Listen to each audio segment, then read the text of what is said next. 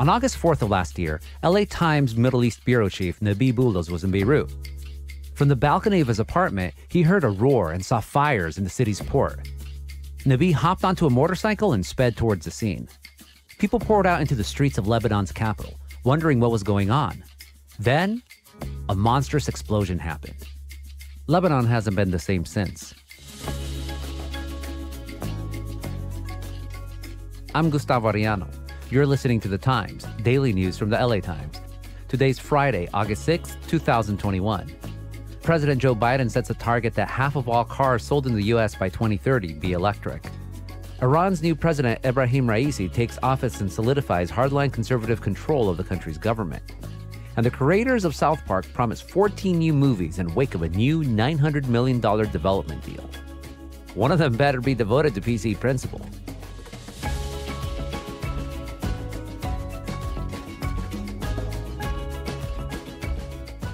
Today, we talk about the Beirut Explosion. The blast, set off by a fire in a warehouse containing highly explosive material, is one of the largest non-nuclear explosions in history. We'll hear from Nabi about what's happened in Beirut since.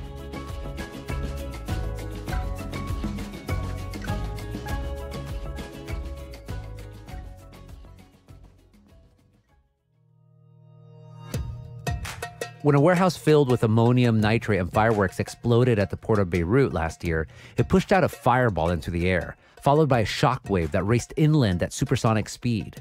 A trail of devastation followed. 200 people dead, thousands wounded, 300,000 homeless.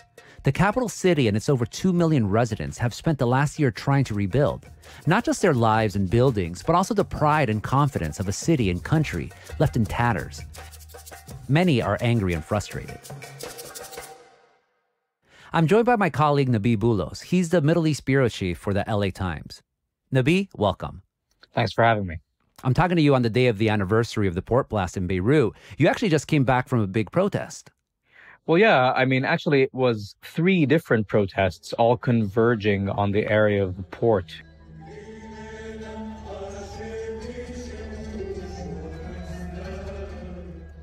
So today, although it was really just sweltering hot, you had thousands of people on the main highway in front of the port. Many of them were carrying signs. You had people who had speakers and were making speeches. 365 days, and the basic facts about what happened on August 4th are still a mystery. You had a bit of a stage, and of course you had people who had a moment of silence. It was a very, very somber time. It was also an angry time.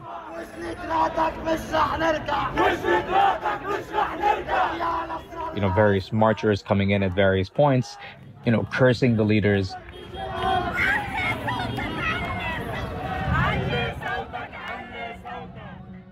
There's a lot of anger, and you could really feel that today.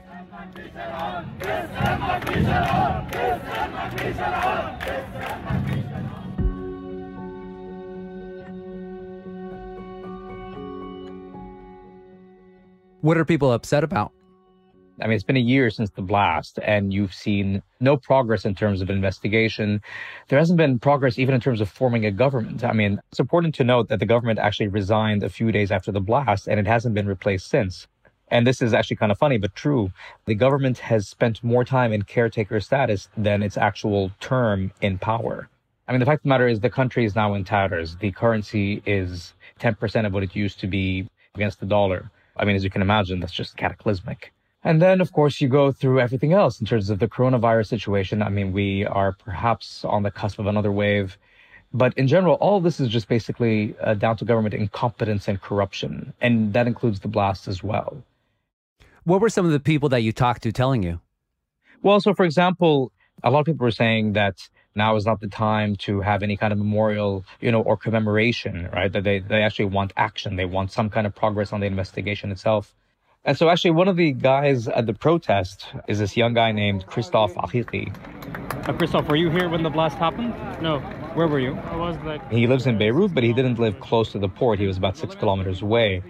But for him, it was just really striking how he felt that there really was no hope. I mean, he wanted to leave as quickly as possible, right? He wanted to find some way to leave the country and just emigrate anywhere. Not the same in that it has been devastated, has been sad, a bit, and angry from my perspective. And every young man and woman like me are basically just looking for a way to get out of this country, emigrate. But nevertheless, even though he had no faith that today's protests would make any change, he still wanted to be there, right? He felt it was important to be there. There was a lot of talk also about how all these officials knew. All these officials have been saying, I don't know, I had no idea what ammonium nitrates were, it wasn't my responsibility, blah, blah, blah, etc. But, actually recently you had a very, very meticulously done report by HRW, by Human Rights Watch, regarding just the paper trail of who knew what. And the fact is, so many different sides were involved, so many different sides, were aware. But it's just through a combination of negligence and corruption, it ended up staying there for 7 years.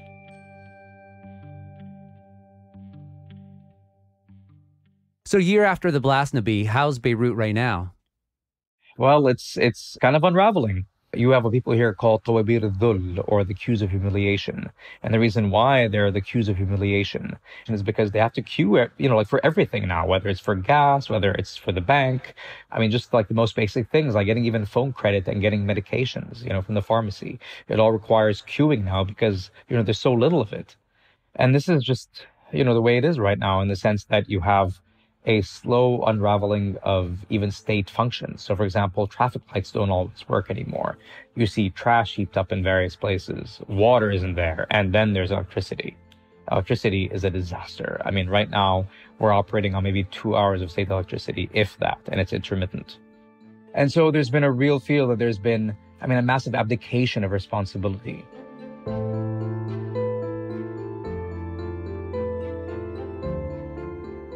We'll be back after this break.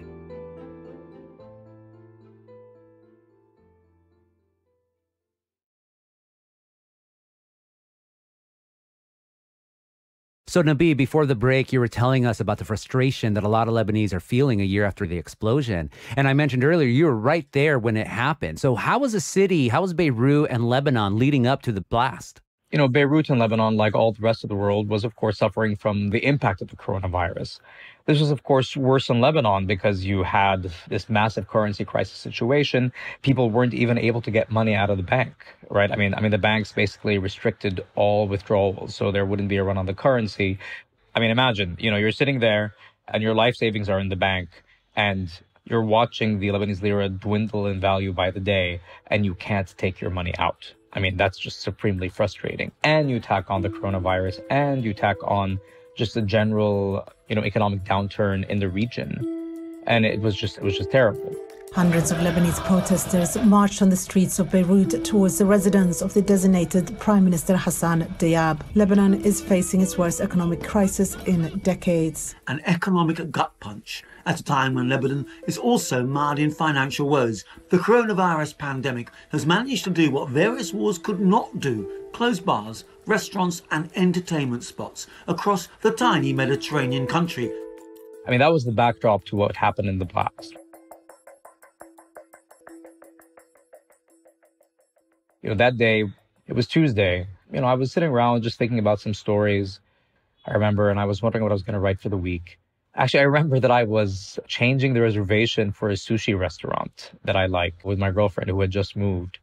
We're sitting there and I look out, and my apartment at the time was facing the port and the silos. So I had an excellent view, right? So I went out to the balcony, just to get some fresh air. And I see that there's fire. And to be honest with you, initially I just thought, okay, well, it's a fire. It's a big one, sure, but it might not be, very newsworthy. So I just took a picture and tweeted it out. And then, a few minutes later, I just started hearing this roar. So I ran outside and I look up and I just see that all my neighbors are doing the same and we're all looking upwards. And then I realized that actually, no, it was the port. And I run back and I see that the fire had intensified. So then, I grab my motorcycle. I just go downstairs, I grab my helmet, I grab my phone and I just run down, turning on the motorcycle and just shouting at a neighbor to move out of my way so I could hurry up and go. And that's all I remember.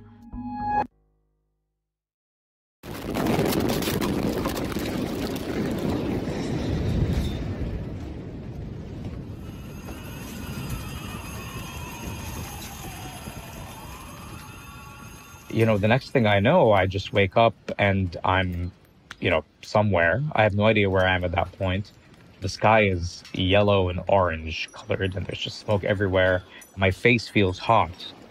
I just had no idea what was going on. I didn't know why I was there. I had no idea, what had happened. And then I look up and, I see someone on a scooter and I ask for water and he moves away. And then I realize that something is really wrong, that there's just, this glass everywhere, and I hear, honking, and there isn't really any movement of cars in a big way. The Red Cross came and they basically, helped me with my wounds to my head, and I was completely disoriented. And Nabih, ever the reporter, you send, I think it was that you sent some text to your editor, our colleague, and 3 days later you actually write a first-person account of what happened. Well, the fact is, as I'm rushing out of Beirut to find a hospital, because all the hospitals in Beirut were inundated with patients at that point and casualties, I just had to basically go an hour and a half out of Beirut. But as I was, going out, I sent, a few lines describing what I saw. And of course, to be clear, I could barely see the screen. My left eye was kind of open, but my right eye was completely closed. And that's, my good eye, unfortunately. So I could barely see as I was typing. But I sent a few lines.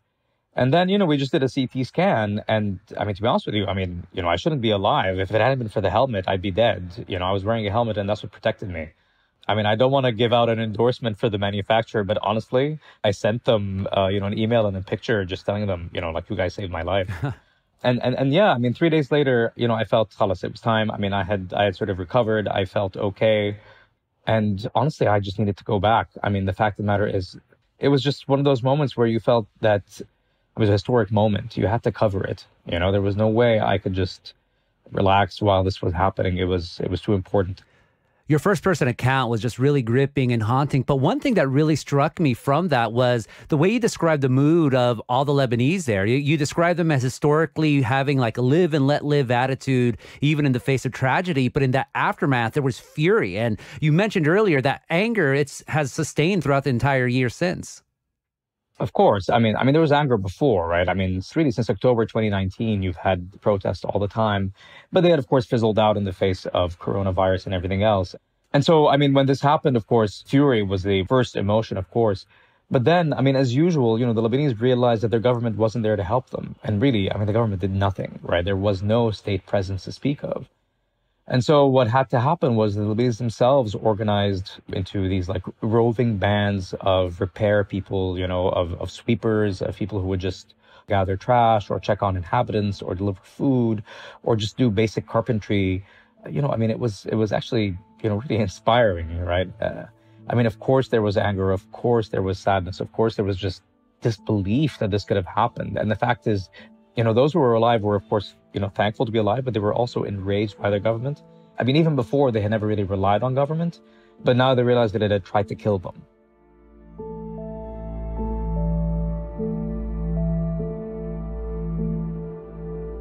In your most recent piece, you focused on dozens of grain silos, of all things, that survived that initial explosion, but now stand as a metaphor of sorts for Beirut and Lebanon.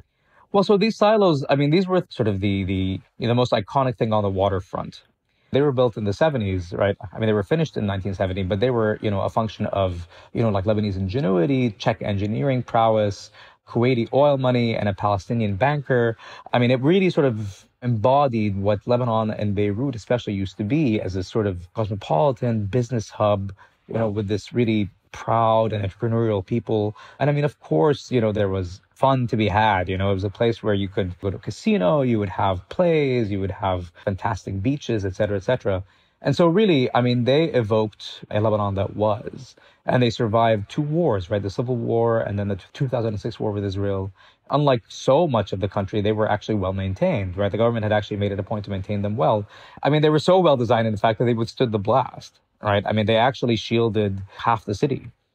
You have the scene of grain that's still there in the ports that came out of some of the silos that exploded. And if authorities try to remove it, you said it might create an environmental catastrophe by all this grain falling into the Mediterranean. But because it's there, the grain is fermenting. It's creating hotspots that might create even more explosions. And meanwhile, rats and pigeons are just infesting the entire area.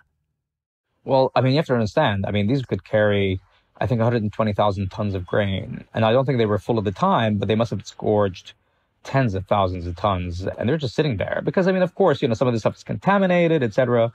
And so, I mean, the initial thought was, okay, it's an emergency. Let's just grab the stuff and dump it in the sea. But I think a lot of people were thinking, no way that's going to happen. So, I mean, the other idea, was to bring in a French recycling company called Resi Group, and they've been talking about composting it. But of course, we're talking about a huge amount of stuff. And so in the interim, it's just been sitting there in these meters high mounds, really hills almost. And the fact of the matter is that, of course, you had the rainy season and then, of course, you had the summer. I mean, you would touch the surface of the grain mountain and let's say it was 50 degrees Celsius, 122 Fahrenheit. So that's already, broiling. And then inside the mount, it's 90, which is 194 Fahrenheit because it was fermenting. And of course, I mean, the smell, to be clear, was horrific. And so like when you remove it, you would see that the grains had turned black. They had become almost like coal because they were effectively combusting from the fermentation.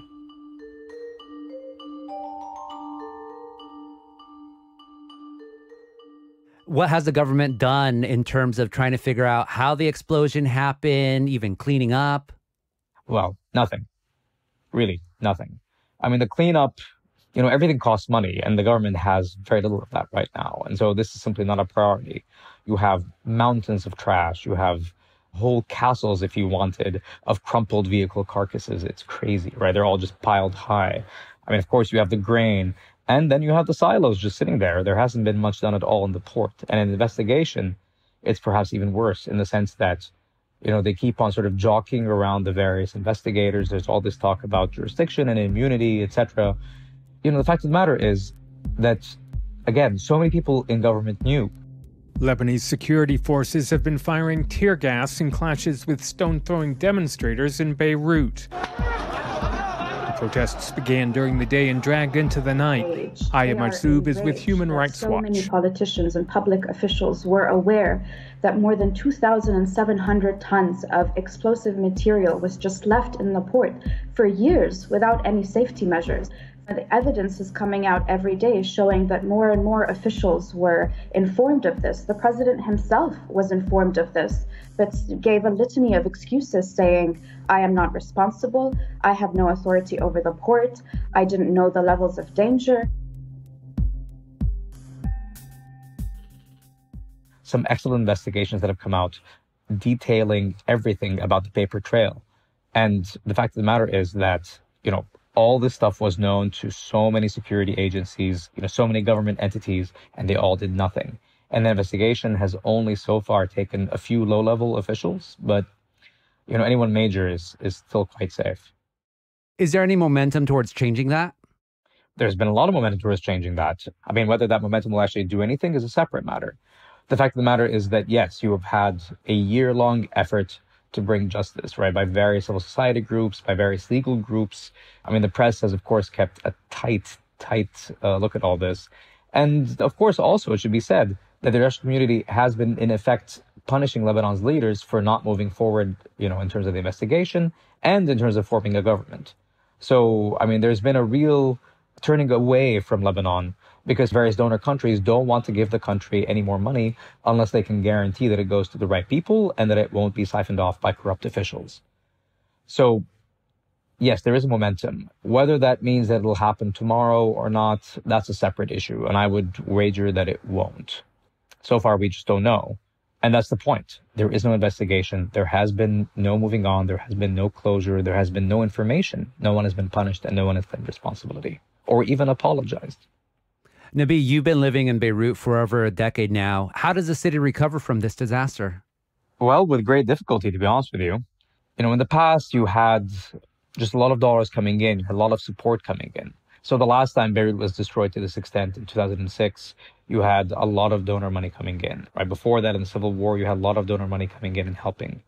But now we're in a different situation. Now we have a situation where you have the coronavirus, other countries are poor, the political situation is complicated, and of course the currency is, again, a tenth of what it used to be. So all this is really, very, very difficult. There's simply no confidence in Lebanon's government. But even with all that being said, my sense is that the Lebanese will find a way out. I know it sounds cheesy, and I'm not usually prone to such sort of pronouncements. But the fact of the matter is that, they really are an incredibly resourceful people. And this really is a very, very unique country. I mean, it is worth helping. And it's sad that they have the leaders that they do, but perhaps now they are closer than ever to removing them. I'm not going to pretend that this is going to happen tomorrow, but I do think there, has to be some kind of change and something has to come out of the blast.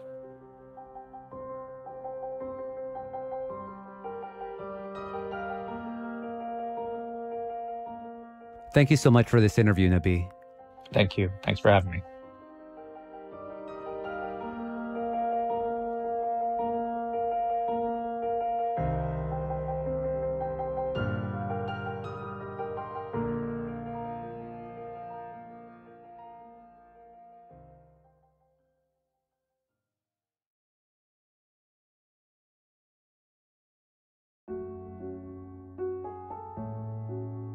Before we wrap up, we wanted to hear from the Lebanese immigrant community here in Los Angeles. Many have had to watch from afar as their families and friends in Beirut have had to struggle with the aftermath of the explosion.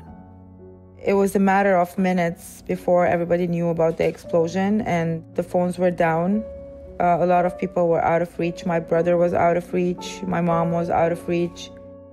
In my head, for at least a couple of minutes before my sister answered my phone, I was kind of preparing myself that I'm going to go to everyone's funeral in Lebanon.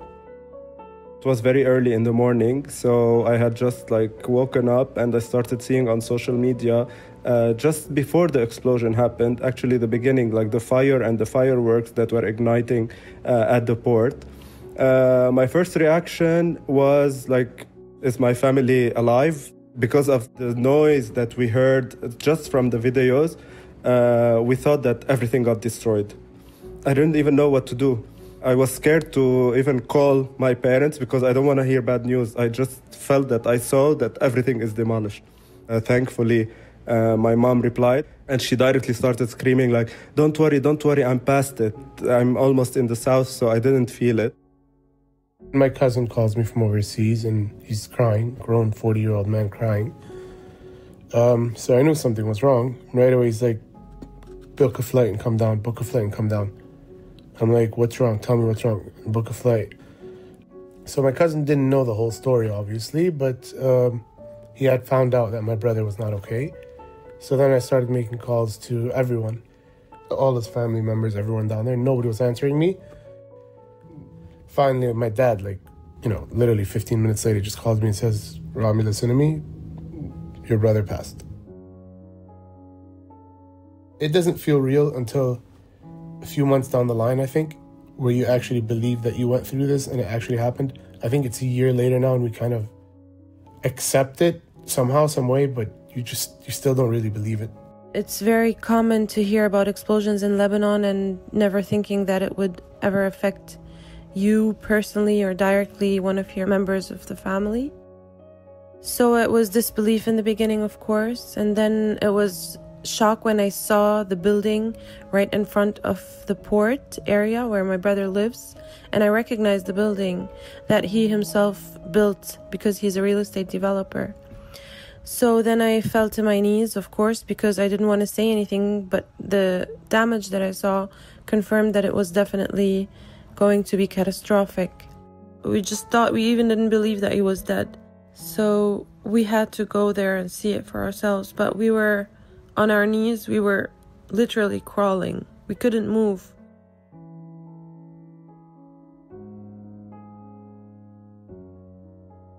That was Peggy Bedoyian, Fouad Georges, Rola Batal, and Rami Batal.